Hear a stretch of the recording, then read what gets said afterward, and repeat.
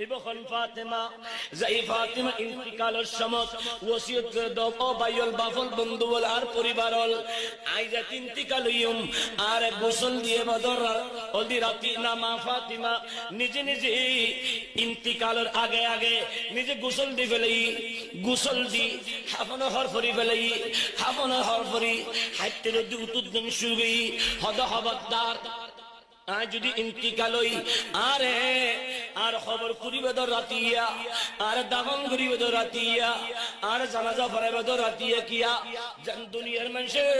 হনমতে আর আর নদেহে fun